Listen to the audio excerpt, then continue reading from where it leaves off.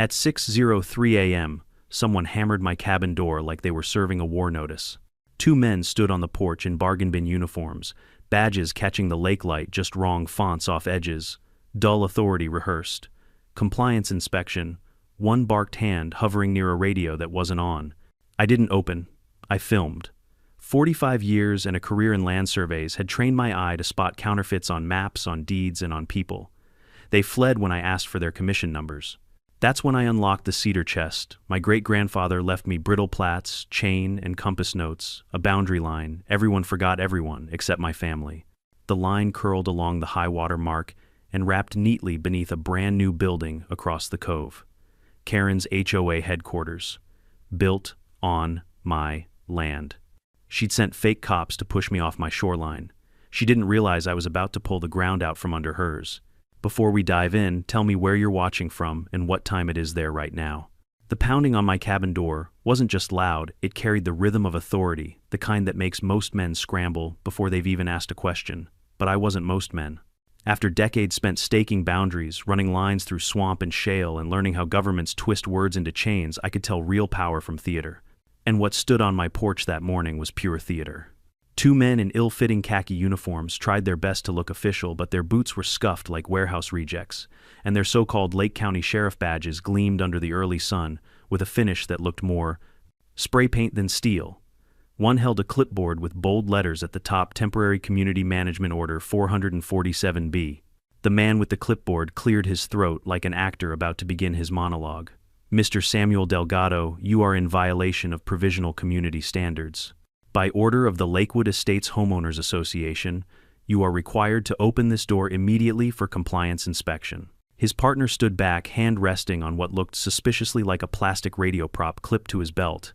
They waited confident I'd obey. That's what most folks do when someone shows up with a badge and a clipboard. They cave, before they even know the rules of the game. But I've never been good at bowing to bullies. I stayed quiet, watching them through the slats of my window. My cabin sat alone on the north shore of Lake Willow, tucked between a line of cottonwoods and the rocky ridge my grandfather had cleared by hand. I'd lived there for 3 years since retiring from county survey work, hoping for peace fishing and the comfort of water lapping against the dock. What I got instead was Karen Foster. Blonde bob pencil skirts and a voice like a smoke alarm. She'd shown up 2 weeks before with a smile that reminded me of a realtor pushing a bad deal. She called herself acting coordinator of the Lakewood Estates HOA, a title she claimed gave her authority to regulate every inch of land around the waterline. Fishing hours, lawn colors, even how many guests you could have on your dock. She shoved a packet of rules into my hands, rules I never signed up for, and told me my compliance wasn't optional. I'd sent her away empty-handed. I figured that was the end of it. But here she was again, this time hidden behind these two imposters, pounding my door like I was a fugitive. I opened the window just enough for my voice to carry. Which statute are you citing, gentlemen? The clipboard man's eyes flicked to his partner. He stammered, Community Order 447B, under state law. Funny, I replied, raising my phone so the camera caught their faces, because state law has no such number, and Lake County doesn't even have jurisdiction here. You boys want to try again. That's when I saw it, the flicker. A split second of panic when a liar realizes his script has holes. The one with the fake radio shook his head ever so slightly, and they both backed away toward their car. You haven't heard the last of this, Delgado one shouted as they climbed into a dented gray sedan with no plates. I stood in the doorway, heart steady, filming, until their taillights vanished up the gravel road. If they thought intimidation would break me, they hadn't done their homework. Once the silence returned, I walked to the cedar trunk at the foot of my bed. Inside lay the lifeblood of my family's legacy: maps, deeds, survey journals written in my great-grandfather's careful script. Miguel Delgado had bought this land in 1892, with money saved from blasting rock for the Southern Pacific Railroad. Every inch had been recorded, witnessed, and filed at the county courthouse. As I unrolled the yellowed parchment, the morning light revealed boundaries Karen had no idea existed. The lake's northern ridge, the entire cove, and this was the kicker, the very peninsula where she'd erected her shiny new HOA headquarters last spring. That office, the one she strutted in and out of with her clipboard and smug grin, stood squarely on Delgado land. My land. I laughed, a dry sound that startled even me. Karen thought she was the queen of Lakewood Estates, writing laws out of thin air and sending her stage cops to enforce them. She hadn't realized her throne was built on soil she didn't own. By the time the real sheriff, Walter Briggs, picked up my call, I had the footage uploaded to 3 separate drives and copies of my deeds spread across the kitchen table. Briggs had been in office 20 years, a broad-shouldered man with a reputation for hating pretenders. When I told him about the fake uniforms, he cursed so loud I had to hold the phone away from my ear. "Sam, impersonating law enforcement is a felony. You got faces, voices, plates, got it all," I said. "Good, don't move. I'll send Deputy Alvarez to take your statement." When Alvarez arrived an hour later, he didn't come empty-handed. He carried a manila folder thick with complaints, families across the lake reporting harassment from the so-called HOA. Fines for porch lights, threats over fishing nets, letters claiming they'd lose their properties if they didn't sign compliance agreements. And almost every one of those families had last names like mine, Delgado, Ramirez, Cruz. "It's a pattern," Alvarez said, grimly, flipping through the files. "Karen's targeting Latino families. White households, they get grace periods. Everybody else gets threats." I clenched my jaw. My grandfather had built railroad tracks with his bare hands. My father had poured his life into farming these ridges, and now Karen thought she could scare us off with forged papers and hired goons. Not on my watch. That night I spread every deed map and survey note across my cabin floor like a general planning battle. I traced the inked lines with my finger, following boundaries drawn 130 years ago. The eastern mark ran exactly through Karen's glass and steel office. She hadn't just bullied families, she'd planted her headquarters like a flag on someone else's land. And tomorrow I would make sure the whole county knew it. Karen Foster never liked losing face. I learned that the day she marched up my gravel drive, clipboard clutched like a sword, lips curled in the kind of smile that hides fangs. The air was warm and sticky, dragonflies buzzing around the cattails by the lake, but she wore a stiff business blazer and heels that sank into the dirt. Behind her trailed 2 men in matching polos embroidered with Lakewood HOA security. Neither had badges, just bulging arms, and the kind of permanent scowls that come from being paid to look mean. "Well, Mr. Delgado," Karen began, drawing out my name like it tasted sour. "I trust you received your notice of violation." She didn't wait for my answer. "As acting coordinator of Lakewood Estates, it's my duty to ensure our community maintains its values and safety. And frankly, your resistance is undermining that goal." I leaned on the porch railing, arms crossed, letting her voice wash over me. "Years of surveying taught me patience. When you're waiting for the sun to hit your marker, you learn to stand still until the truth lines up." She shoved a folder at me. Inside were glossy forms covered in restrictions: no fishing without HOA approval, no external paint, not on approved pallet. Monthly dues, $450 payable to Lakewood Estates Development Board. It was a list that tried to smother every ounce of freedom under a stack of fees. I handed it back without even pretending to read. "I didn't join your HOA, and until I sign something, you've got no claim on me." Her smile vanished, replaced by a tightness in her jaw. "Oh, you misunderstand, Mr. Delgado. Participation isn't optional. State law requires property owners in designated development zones to comply with temporary community management." She recited it like a verse she'd practiced in the mirror. But I caught the slip. Temporary community management. That wasn't a statute, it was jargon she'd cooked up herself. I'd spent decades decoding legal descriptions in zoning maps. The law has its own rhythm, precise and unforgiving. Hers sounded like a knockoff. "I know the law," I said quietly, "and I know when someone's inventing it." Her eyes flicked toward the security men like she wanted them to flex. They shifted, cracking knuckles, trying to intimidate. But Karen raised a hand, signaling them to hold back. She wanted the satisfaction of handling me herself. "You'll regret this obstinance," she hissed, her fake cheerfulness gone. "I've seen men like you before, thinking old papers and stubborn pride can stand against progress. But let me assure you, progress always wins." Then she pivoted on her heel and strode down the drive, heels snapping against stone. The security goons followed, one glancing back with a smirk that promised more trouble. As their SUV rolled away, my phone buzzed with a notification. An email unsigned demanding $900 in overdue HOA fees plus late penalties. I chuckled.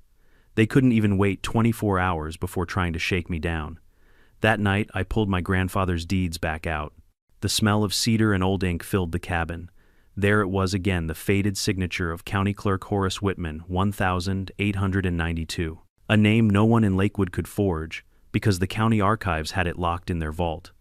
And next to it, the survey plat, marking every ridge, creek, and shoreline that defined Delgado property. The irony burned. Karen had built her headquarters, a modern glass-paneled structure, meant to look official right on top of my family's soil.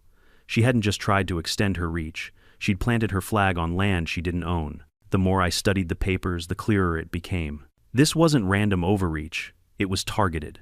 I compared notes with stories I'd heard from neighbors. The Lopez family fined for a non-compliant garden shed.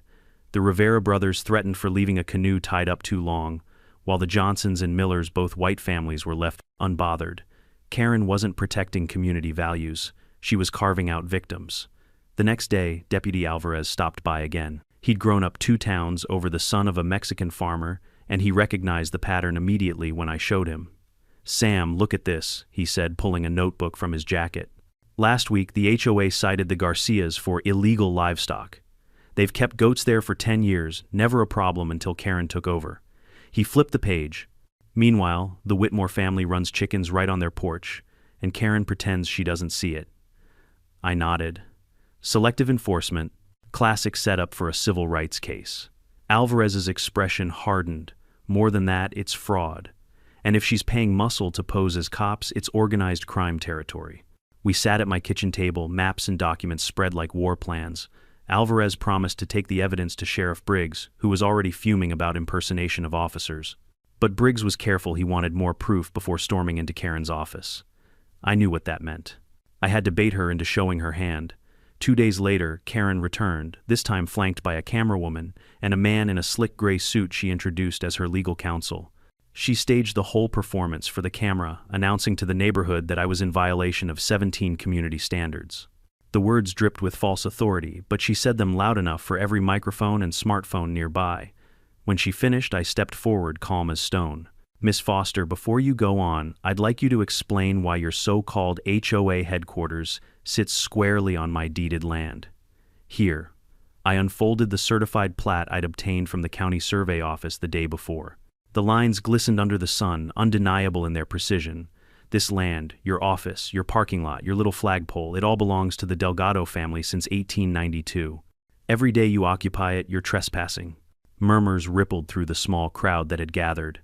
Karen's face blanched, her lawyer rifling through the papers with growing panic. The camerawoman lowered her lens. For the first time, Karen's mask cracked. You can't just pull out some dusty old map," she sputtered. "We have procedures. We have authority," I cut her off. "You have 30 days to vacate. After that, I'll let a judge decide whether your headquarters stays standing." Alvarez, who had arrived quietly in his cruiser, stepped into view. His presence alone silenced the crowd. "He's right, Karen," he said, "and we've been collecting evidence of your little enforcement charade. Might be a good time to call a real lawyer." The look on her face told me this war was only beginning. But the battle lines were finally drawn, and for the first time she knew exactly whose ground she was standing on. That night, I sat on the porch, staring at Karen's glass office glowing across the cove like a lighthouse for lies. The moon shimmered off Lake Willow, but all I could think about was how my great-grandfather would laugh if he saw what had become of his land. He'd swung hammers and laid tracks with his bare hands to buy these shores, and now some self-appointed queen thought she could erase his signature with a clipboard and a fake law degree. I wasn't alone in this fight anymore. After Alvarez left with copies of my deeds, I received 3 phone calls before midnight. First came Hector Garcia, who lived just 2 lots south of me. He whispered like he was calling from enemy territory. "Sam, Karen threatened to have my son arrested if we didn't pay her fine. She said our goats violated livestock ordinances, but the county clerk told me no such ordinance exists." His voice cracked with anger and shame. "We were ready to sell just to be done with it. Then came Mrs. Rivera, an old widow whose husband had fished these waters longer than either of us had been alive. They told me my dock was unsafe. She said that I'd be liable if neighbors got hurt. They wanted me to sign it over to the HOA so they could manage liability. Sam, that dock was built by my husband. He died on it. I won't give it up." By the time Miguel Santos called, my blood was already boiling. His complaint was the most brazen. Karen's security team had parked outside his property with clipboards recording every license plate that visited. They told me it was for community safety, he spat, but they never watched the Johnsons' or Millers' homes. Just mine. Patterns. Always patterns. Karen wasn't just grasping for control, she was systematically isolating families with brown skin, foreign names, or histories tied to this land. The rest of the neighborhood got grace periods and friendly chats. We got threats, surveillance, and fake cops at the door. I spread my grandfather's maps across the porch floorboards, lantern light dancing over lines that told more truth than Karen ever could. The eastern boundary curved like a hook around the entire cove, swallowing not only her office, but also a chunk of shoreline. She'd already promised to beautify with community-funded landscaping. She'd built her empire on sand, and not even her sand. The next morning, Alvarez returned with Sheriff Briggs. Briggs was the kind of man who carried the weight of the badge in his posture. He didn't waste time. "Sam, I've been in this county for 20 years, he said, voice deep as gravel. "I've never seen a stunt like this. Impersonating officers, threatening families, falsifying fees, it smells like racketeering." He thumbed through the documents I'd laid out. "And if your survey holds up, Karen's not just a fraud. She's trespassing with permanent structures." We piled into Briggs's cruiser and drove into town. At the county records office, I requested certified copies of the 1,892 deed and the subsequent surveys filed in 1927 and 1964. The clerk raised her eyebrows when I explained why. Funny thing she said, "We had someone in here last month trying to access these same records. She didn't have proper clearance, so we turned her away. Blonde woman, business attire, real impatient. Karen, of course." Armed with the certified records, Briggs arranged a meeting with the county prosecutor, a sharp woman named Dana Price. She skimmed the papers, then leaned back in her chair with a whistle. "If this survey's accurate and if Karen's running around with fake cops, we've got grounds for fraud, impersonation, and maybe civil rights violations under the Fair Housing Act." Her words hit like thunder. Civil rights. This wasn't just about me or my cabin, it was about every family Karen had targeted. Dana promised to open an investigation, but she warned us, she won't go down without a fight. People like this double down when cornered. She was right. The very next morning, I woke to find flyers stapled to telephone poles along the lake road. My face, grainy and shadowed, printed above the words, "Warning, extremist activity suspected. Report to HOA security." The flyer bore a fake Homeland Security seal. My stomach turned. Neighbors who once waved at me now crossed the street. At the general store, I caught whispers. "That's him, the terrorist guy." Karen had weaponized fear. It was psychological warfare straight from a playbook. I refused to flinch. I walked into the store, bought a gallon of milk, and on my way out, I taped one of my grandfather's certified plats right over her flyer. Big red letters across the top, "Delgado property filed 1,892. Let the town decide which paper had more weight." By noon, Briggs called. "Sam, we've traced the so-called security firm she hired. They're a shell company tied to Pinnacle Development. Ever heard of them? I had. Back when I was a surveyor, Pinnacle had a reputation for gobbling up rural land, flipping it into luxury resorts. They've been circling this county for years, I told him, always looking for an opening. Well, they found one through Karen," Briggs said grimly. "She's not freelancing. She's on payroll."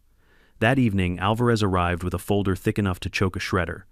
Inside were recordings Karen's phone calls intercepted legally after a warrant was rushed through. In them, her voice was unmistakable, smug, commanding, dripping with contempt. "Target the Delgado parcel first," she said in one. "He's stubborn, but scare him enough, and he'll fold. Use uniforms. People like him always cave to authority." Another was worse. "The Hispanic families are easier to manage. They're not litigious. Apply pressure, and they'll sell cheap."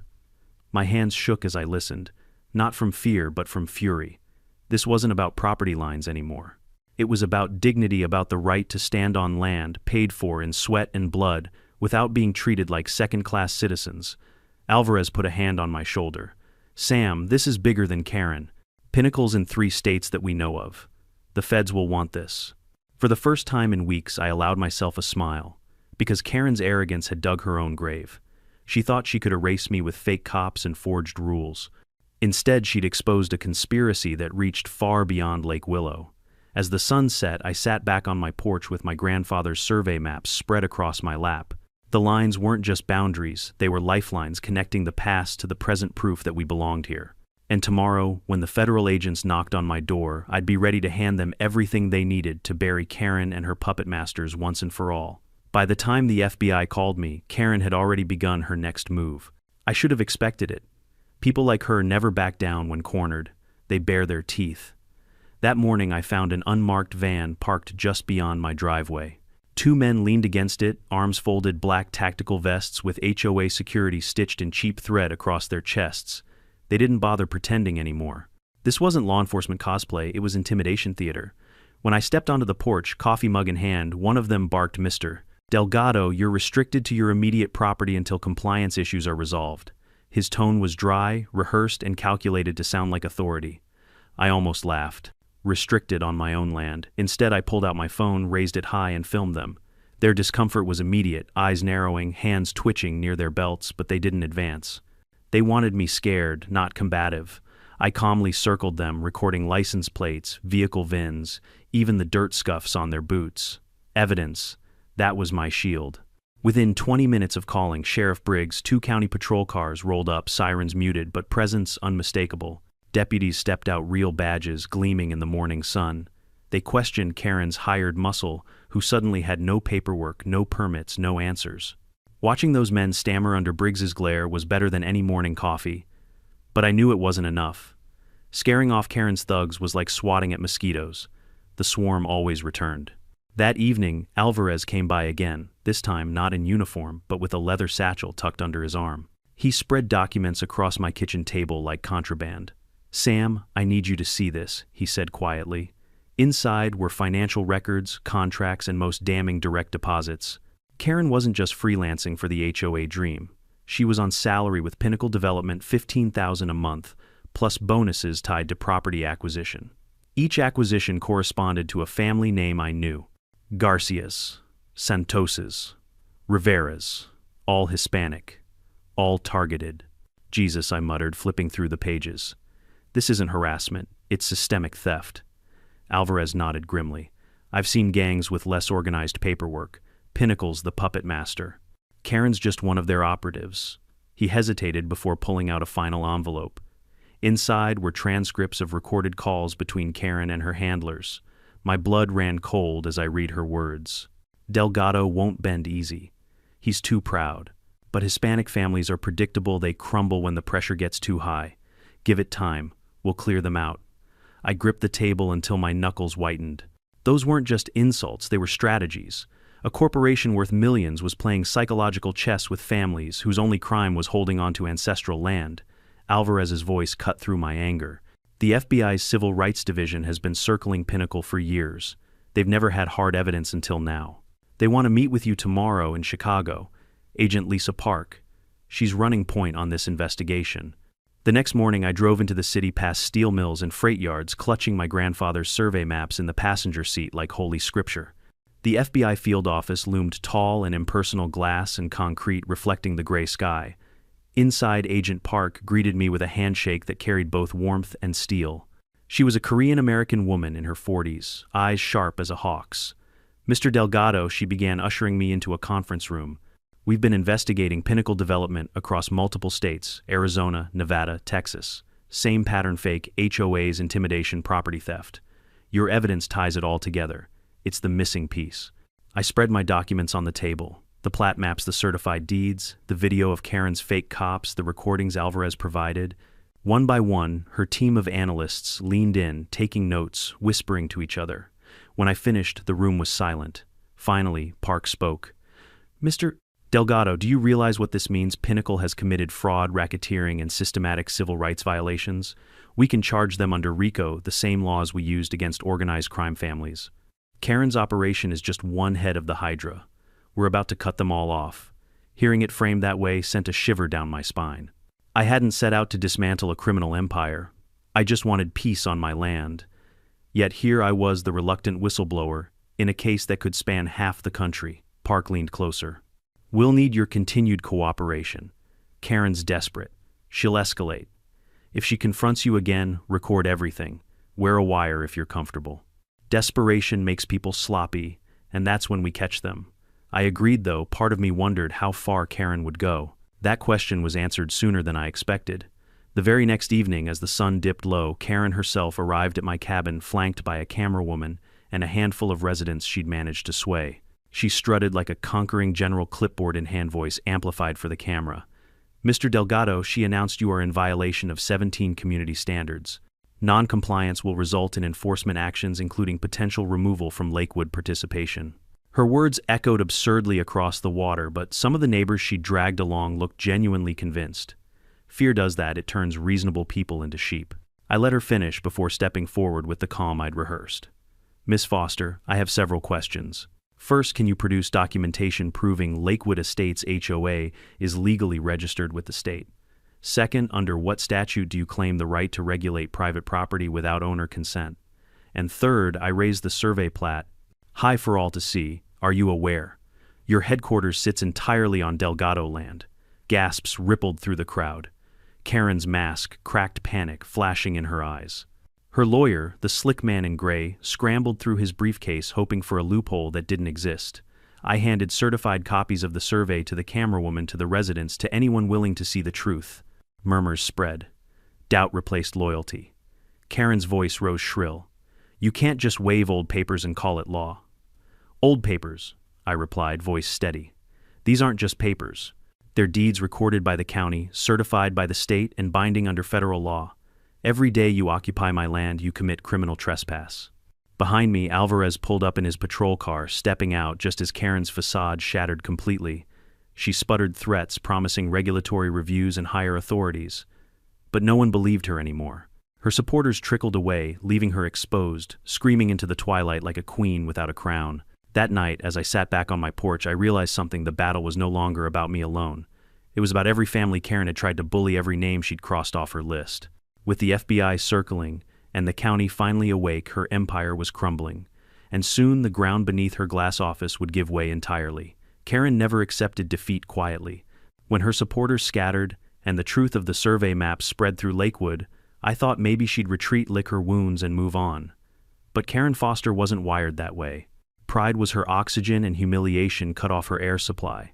So instead of backing down, she escalated fast, reckless, and dangerous. I discovered her new tactic the next morning when I went into town for supplies. On the bulletin board outside the grocery store, stapled between ads for lawn services and a lost cat, was a glossy flyer with my face splashed across it. In bold red letters, it read, "Warning extremist activity. Report immediately." At the bottom was a fake FBI seal and a phone number that led, I later discovered, to a voicemail box run by Karen's people. Inside the store, whispers followed me. A cashier who had once greeted me with a smile now avoided my eyes. One man muttered "terrorist" under his breath as he passed by. Karen had found a weapon sharper than fines or fake cops' fear. She poisoned the well of public opinion, turning neighbors against me with professional-looking lies. When I tore down the flyer and replaced it with a certified copy of my deed, some people chuckled nervously. Others frowned, uncertain whom to believe. That was Karen's strategy all along: create enough confusion that truth became just another option. Back at the cabin, Alvarez pulled up in his cruiser, his face tight with anger. "Sam, it's worse than you think," he said, handing me another stack of evidence. She printed hundreds of those flyers, mailed them to households around the county, even circulated them through church groups. She's staging a disinformation campaign to isolate you. I slammed my fist on the porch rail. That's witness intimidation. Straight up. Exactly, Alvarez agreed, and the feds are already monitoring it. Agent Park told me this might be the final push they need to nail Pinnacle on racketeering and civil rights violations. Still, it was hard not to feel the weight of it. Walking down the street with people staring at you like you're dangerous, it eats at your resolve. But I reminded myself, truth doesn't need popularity. It just needs proof. The next day brought more proof than I could have imagined. Briggs and Alvarez arrived together, grim-faced, and spread out fresh documents across my kitchen table. Sam Briggs said we traced Karen's new security team. They're not independent contractors. They're directly owned by Pinnacle Development, Alvarez added. And here's the kicker. They're not just harassing you. Pinnacle has used the exact same playbook in Arizona, Nevada, and Texas. Fake HOAs, intimidation squads, fraudulent fines. We've got victims lining up, same demographic pattern every time: minority families with valuable land. It was a revelation and a gut punch. This wasn't just a local feud, it was industrialized, theft perfected, and franchised across state lines. Karen wasn't a rogue queen, she was a field captain in a corporate army. That evening, the FBI met us again, this time at a safe house outside the county. Agent Park laid it out plain. "We've been investigating Pinnacle for years, but lacked the smoking gun. Your evidence, surveys, recordings, flyers, ties their tactics to a federal conspiracy. We're moving in soon. But Karen needs to keep digging her own hole. If she escalates further, she'll provide us with the last nails for her coffin." And escalate she did. 2 nights later, I awoke to headlights sweeping across my cabin. When I stepped outside, half a dozen men in black tactical gear stood at the edge of my property. They weren't hiding. Their posture was deliberate, aggressive rifles slung across shoulders. At the center of the group, Karen herself stood with a bullhorn. Samuel Delgado, her voice echoed across the lake. By authority of the Lakewood Estates Community Standards Board, you are hereby confined to your dwelling until further notice. Any attempt to resist will be considered hostile action against community safety. I almost laughed at the absurdity, except the rifles weren't funny. She had escalated from intimidation to militarized theater. Neighbors peeked from windows, phones recording eyes wide with fear. That was her goal, to paint me as dangerous while parading her fake army as protectors. But Karen had miscalculated. Because this time, the FBI was ready. 20 minutes later, headlights blazed down the gravel road, real ones, marked with the familiar red and blue of federal agents. Black SUVs rolled to a stop, and armed officers stepped out, their presence a wall of legitimacy. Karen's security froze, caught between their props and actual authority. Agent Park herself emerged, badge flashing in the glare. Karen Foster, she announced, you are under investigation for fraud, impersonation, conspiracy, and civil rights violations. Stand down immediately. The crowd of neighbors gasped, phones raised higher, documenting every second. Karen's face twisted, rage fighting against panic. She barked at her men to hold their ground, but hesitation had already set in. Within moments, federal agents moved in, disarming and detaining them with precision. I stood on my porch, silent, watching the queen stripped of her crown. Karen screamed accusations about corruption, about conspiracies, about me being a criminal mastermind, but no one listened. The tide had turned. Her theatrics had become evidence, her lies transformed into rope tightening around her neck. As agents loaded her into the SUV, our eyes met one last time. She hissed through the open window, "This isn't over. Pinnacle won't stop." I didn't answer, because I knew deep down she was right about one thing: Pinnacle wouldn't stop easily. But now, for the first time, they were facing something stronger than fear and fraud. They were facing federal law armed with truth and evidence that couldn't be bought. That night, as silence returned to the lake, I sat on my porch with my grandfather's survey map spread across my lap. The moonlight fell on those faded ink lines like a blessing. This land had survived floods, fires, and generations of struggle. It would survive Pinnacle, too.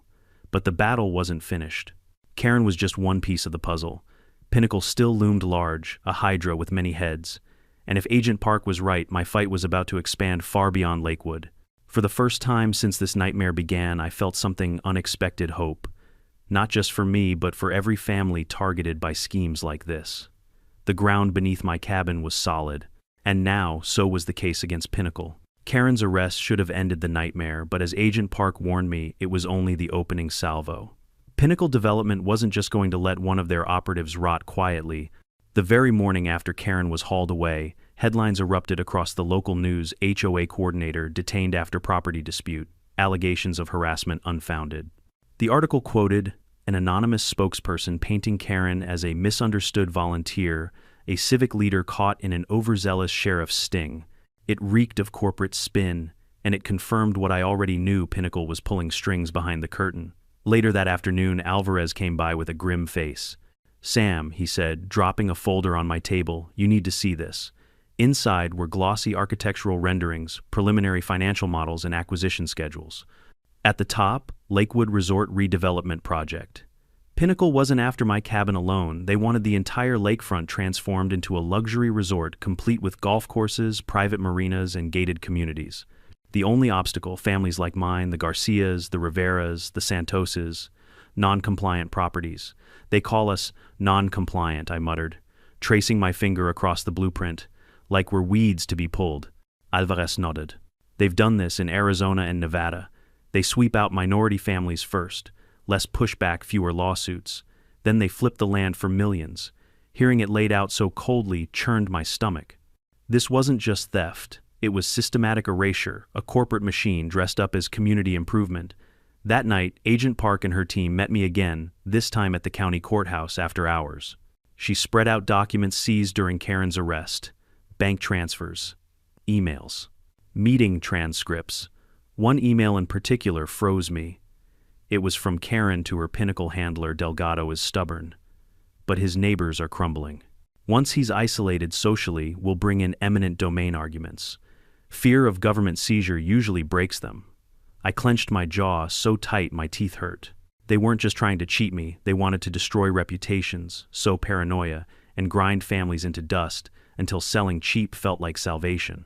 Agent Park tapped the page. This is gold. This email alone proves intent to discriminate and defraud. But we need Karen to flip. Pinnacle will hang her out to dry unless we give her a reason to talk. Why would she? I asked. Park leaned back. Because Karen's greed is only matched by her fear. Once she realizes Pinnacle views her as disposable, she'll protect herself. And when she does, she'll give us names, accounts, everything. In the meantime, my life became a pressure cooker. Flyers still appeared this time, painting me as a violent, radical, threatening community piece. Social media groups sprang up with names like Protect Lakewood, families' fronts run by Pinnacle's PR contractors. At the grocery store, old friends averted their eyes. Kids who used to fish off my dock now stayed away, their parents too afraid of being associated with me. It stung, but I refused to hide. Each morning, I walked to town with my head high, copies of my deed tucked under my arm. When someone sneered, I offered them the certified survey. When they scoffed, I pointed them to the county clerk's office. Some shrugged me off, but others paused and doubt flickered in their eyes. Truth once planted has a way of growing. Then came the twist. Alvarez showed up one evening, face pale. Sam Karen made bail. I nearly dropped the mug in my hand. What, she's out, Alvarez said. Pinnacle's lawyers posted it within hours. She's back at her house already. And she's furious. Sure enough, that night I spotted her car parked across the lake, headlights burning like eyes in the dark. The audacity shocked me. She'd gone from being exposed to doubling down in less than 24 hours. 2 days later, she struck again. At dawn, loudspeakers blared through the community. Attention residents, the Delgado property remains under federal investigation. Stay clear for your safety. The voice was pre-recorded, but it was Karen's. She'd set up speakers around the HOA office before her arrest, and now her words echoed across the cove like a curse. But instead of cowering, I filmed everything. I uploaded the footage to social media, tagging local journalists and the county's official page. Within hours, comments poured in. Some mocked the ridiculous announcement. Others shared their own HOA harassment stories. For the first time, the narrative wasn't just mine, it belonged to everyone who had ever been bullied by a clipboard tyrant. Agent Park called that afternoon, her voice tight but triumphant. Sam Karen just violated her bail terms by staging that stunt. We've got cause to revoke her release.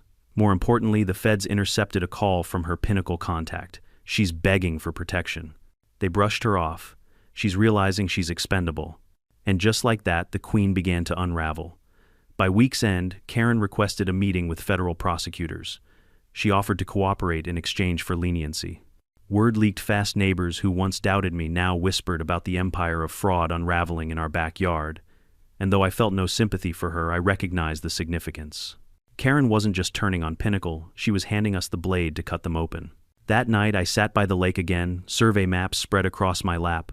The waters shimmered in moonlight, calm and eternal. My grandfather's lines on paper had outlived floods, fires, and now fraud. Soon, with Karen's cooperation, those same lines might help tear down a billion-dollar machine that thought it could erase people like us. The fight wasn't over, not by a long shot. Pinnacle had resources, lawyers, and politicians in their pocket. But they didn't have what I did, roots sunk deep into this soil, generations of history, and the sheer stubbornness of a man who refused to bow. Tomorrow, the real war would begin, not just for my land, but for every family Pinnacle had ever tried to erase. The news that Karen had flipped spread through Lakewood like wildfire. Some neighbors acted shocked, others smug, and a few pretended they'd never supported her at all. But I didn't celebrate. I knew what it meant when someone like Karen started cooperating. She wasn't doing it out of remorse. She was doing it to save her own skin, and people like her rarely tell the truth unless it buys them freedom. Still, her testimony was a wrecking ball. Within days, the FBI raided Pinnacle's local satellite office in Chicago. Trucks rolled out with boxes of documents, computers, and hard drives. On the evening, news anchors used words like racketeering, fraud, and civil rights conspiracy. For the first time, it wasn't just my fight. It was national. Families from Nevada, Arizona, and Texas came forward with eerily similar stories: fake HOAs, intimidation, fraudulent fees. Yet here at Lakewood, Karen wasn't done. On bail once again, she tried to stage one last grand spectacle. It was a Saturday afternoon when I heard the commotion. My neighbor Hector Garcia knocked on my door breathless. "Sam, you'd better come. She's holding a rally." I followed him to the lakefront where Karen had gathered about 20 residents. Some were diehards, others looked uncertain, but all were staring at the little stage she'd erected in front of her glass HOA office. She stood there in a bright red blazer, the sun glinting off her blonde bob voice booming through portable speakers. "Friends and neighbors," she cried, "we are under attack. Outsiders and corrupt officials are trying to strip us of our rights, our homes, our future. And at the center of it all is this man." She jabbed a finger at me as I approached Samuel Delgado with his forged maps and false accusations. A ripple went through the crowd. Some gasped, some nodded, but more than a few looked away. I raised my certified deeds high above my head, letting the afternoon light shine on the embossed seal. "Neighbors," I called out, calm and steady, "you've seen the documents yourselves. This land has belonged to my family since 1892. Karen knew it. Pinnacle knew it. That office she's standing in right now sits on my property. Not hers, not the HOA's, mine. And every fee she collected, every threat she made was based on a lie." The crowd shifted, murmurs swelling. Karen's eyes flashed with panic. Her lawyer, yes, the same slick man in gray, stepped forward, clutching a folder. "Mr. Delgado," he said, trying to regain control, "your claims are irrelevant under current zoning and emergency community standards." I cut him off.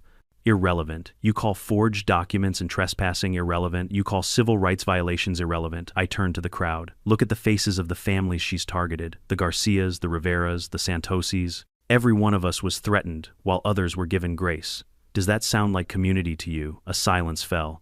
Then from the back, Mrs. Rivera raised her trembling hand. "She told me my dock was illegal," the widow said softly. "But the county clerk confirmed it was grandfathered in since 1954. Another voice. "She fined me for chickens," said Old Man Johnson. "But I've had those birds longer than she's lived here." Laughter rippled through the group. Karen's control was crumbling before my eyes. I stepped closer to the stage, handing out copies of the survey plat to anyone who wanted one. "Neighbors, you've been lied to. And worse, you've been used." Pinnacle Development paid Karen to harass families until they sold cheap. They wanted this lakefront for resorts and golf courses. She was never protecting us. She was selling us out. The camerawoman who had once filmed Karen's speeches now turned her lens on me. And in that moment I realized the narrative had shifted. The Queen no longer held the stage. Karen's voice rose shrill with desperation. "Don't listen to him. He's twisting the truth. He's dangerous." But her supporters were peeling away one by one. Even her lawyer looked uneasy, sweat beading on his brow. Then came the moment that sealed her fate. Sheriff Briggs pulled up, stepped out of his cruiser, and held up an official document. His voice carried across the water.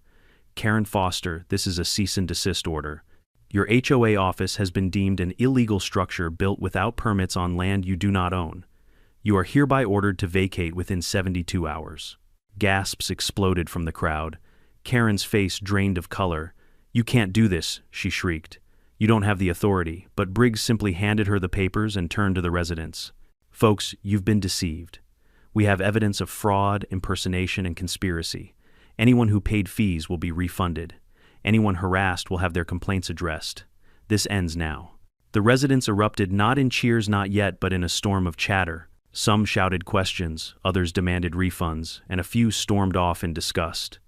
Karen stood frozen, her once commanding presence reduced to a trembling figure clutching papers she couldn't refute. I walked away quietly, but inside my heart pounded.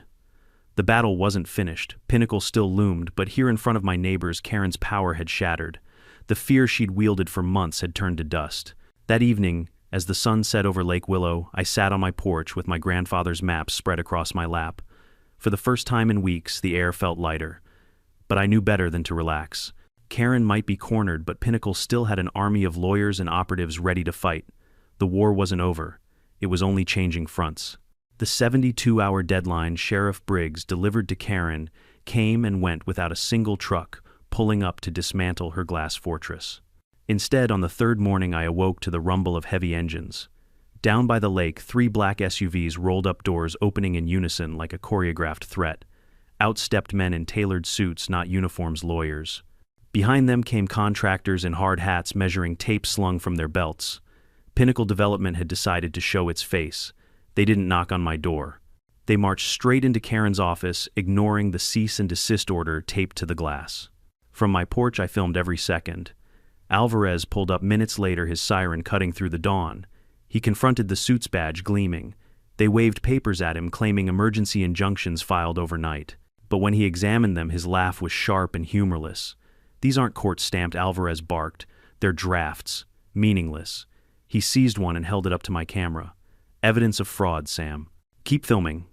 Karen herself emerged, then face pale but defiant. She pointed straight at me across the cove. You think you've won, Delgado? Pinnacle doesn't lose. This land will be ours.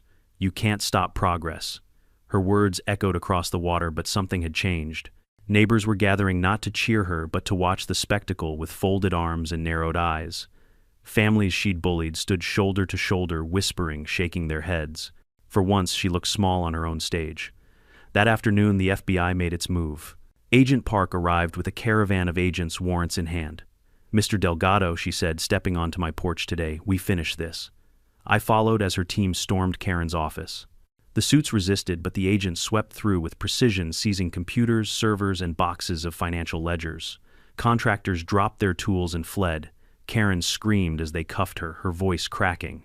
This is illegal, you'll all regret this, but her words fell flat. Cameras from local news crews captured everything, broadcasting her downfall across Illinois. In the following weeks, the scope of the conspiracy unraveled like rotten rope. Pinnacle's executives were indicted on charges ranging from wire fraud to racketeering. Karen's emails and recordings, combined with my survey maps and the testimonies of dozens of families, formed the backbone of a federal case. I was called to testify in Chicago. Standing before the jury, I laid out the story from the morning fake cops banged on my door to the night Karen's lies collapsed. I held up my grandfather's deed, yellowed and fragile, and told them how one family's stubbornness had exposed a criminal empire. The jury deliberated less than a day, guilty on all counts. Karen was sentenced to 8 years. Pinnacle's CEO received 15. Millions in restitution funds were ordered for families across 3 states. But the victory wasn't just legal, it was personal. One morning months later, I stood by Lake Willow as demolition crews reduced Karen's illegal headquarters to rubble. The glass shattered, the steel beams buckled, and the ground beneath it, my family's ground, breathed free again. Neighbors gathered to watch, some cheering, others silent with relief. When the final wall crumpled, I felt a weight lift off my chest that had been there for too long. Lakewood changed after that. The Garcias expanded their farm, the Riveras rebuilt their dock, the Santoses planted a new orchard. And me, I went back to fishing at dawn, casting lines into the mist, though I never again took the quiet for granted. The press called it the Lakewood Scandal. Legal journals dubbed it the Delgado Doctrine.